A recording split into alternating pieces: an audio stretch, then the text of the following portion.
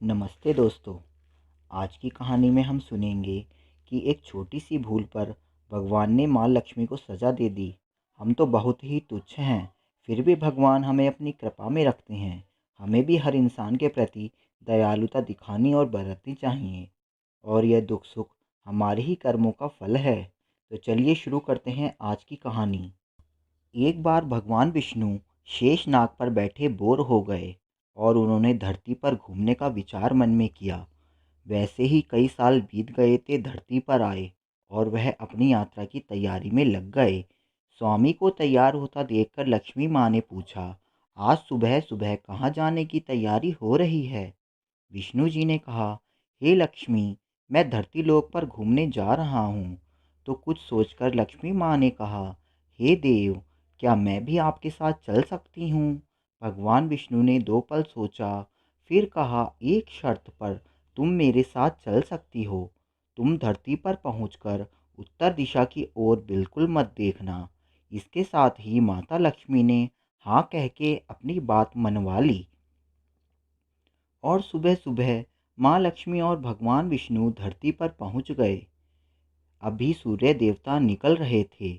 रात बरसात होकर हटी थी। चारों ओर हरियाली ही हरियाली थी। उस समय चारों ओर बहुत शांति थी, और धरती पर बहुत ही सुंदर दिख रही थी। और माँ लक्ष्मी मंत्रमुग्ध होकर धरती को देख रही थीं, और भूल गईं कि पति को क्या वचन देकर आई हैं, और चारों ओर देखती हुई कब उत्तर दिशा की ओर देखने लगी, पता ही नहीं चला। उत्तर दिशा में माँ लक्ष्मी को एक बहुत ही सुंदर बगीचा नजर आया, और उस तरफ से भीनी भीनी खुशबू आ रही थी, और बहुत ही सुंदर सुंदर फूल खिले थे। यह एक फूलों का खेत था, और माँ लक्ष्मी बिना सोचे समझे उस खेत में गईं और एक सुंदर सा फूल तोड़ लाईं। लेकिन यह क्या, जब माँ लक्ष्मी भगवान विष्णु के पास वापस आईं, तो भगवान विष्णु की आंखों में आंसू थे। और भगवान विष्णु ने माँ लक्ष्मी को कहा कि कभी भी किसी के बिना पूछे उसका कुछ भी नहीं लेना चाहिए, और साथ ही अपना वचन भी याद दिलाया।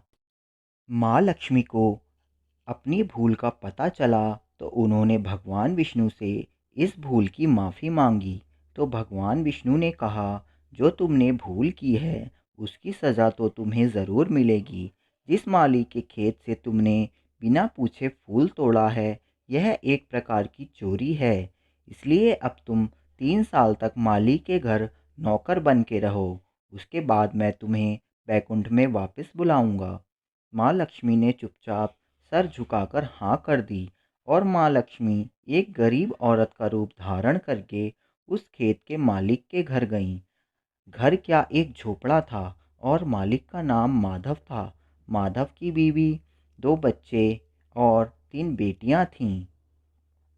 सभी उस छोटे से खेत में काम करके किसी तरह गुजारा करते थे।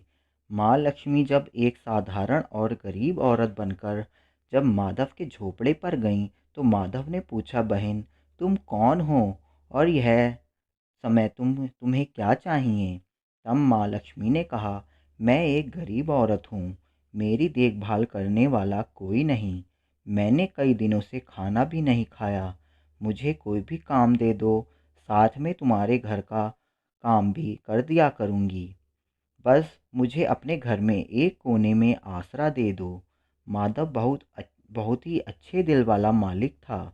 उसे दया आ गई, लेकिन उसने कहा, बहन, मैं तो बहुत ही गरीब हूँ।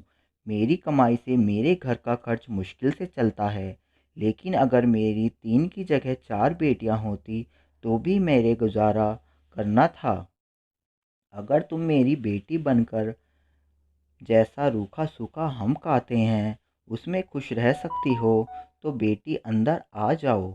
माधव ने माँ लक्ष्मी को अपने झोपड़े में शरण दे दी, और माँ लक्ष्मी 3 साल तक माधव के घर पर नौकरानी बनकर रहीं।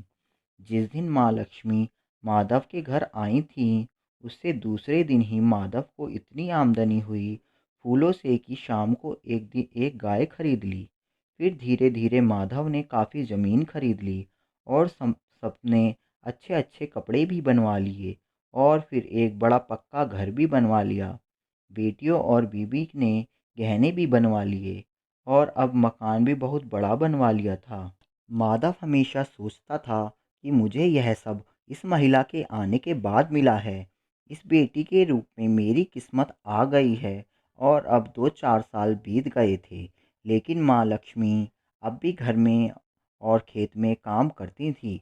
एक दिन माधव जब अपने खेतों से काम खत्म करके घर आया तो उसने अपने घर के सामने द्वार पर एक देवी स्वरूप गहनों से लदी एक औरत को देखा। ध्यान से देखकर पहचान गया। अरे यह तो मेरी मुंह बोली चौथी बेटी यानी वही औरत है और पहचान गया कि यह तो महालक्ष्मी है। अब तक माधव का पूरा परिवार बाहर आ गया था और सब हैरान होकर माँ लक्ष्मी को देख रहे थे। माधव बोला, हे माँ, हमें माफ़ कर दो। हमने तो तेरे से अनजाने में ही घर और खेत में काम करवाया है। माँ, यह कैसा अपराध हो गया है। माँ, हम सबको माफ़ कर दो। अब माँ लक्ष्मी मुस्कुराई और बोली, हे माधव, तुम बहुत ही अच्छे और दयालु व्यक्ति हो। तुमने मुझे अपनी बेटी की तरह रखा, अपने परिवार के सदस्य की तरह तरह से। इसके बदले मैं तुम्हें वरदान देती हूँ कि तुम्हारे पास कभी भी खुशियों की और धन की कमी नहीं रहेगी। तुम्हें सारे सुख मिलेंगे जिसके तुम हकदार हो। और फिर माँ लक्ष्मी अपने स्वामी के द्वारा भेजे रथ में बैठकर बैकुंठ चली गईं।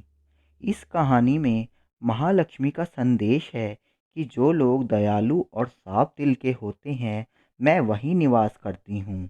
हमें सभी मानवों की मदद करनी चाहिए और गरीब से गरीब को भी तुच्छ नहीं समझना चाहिए।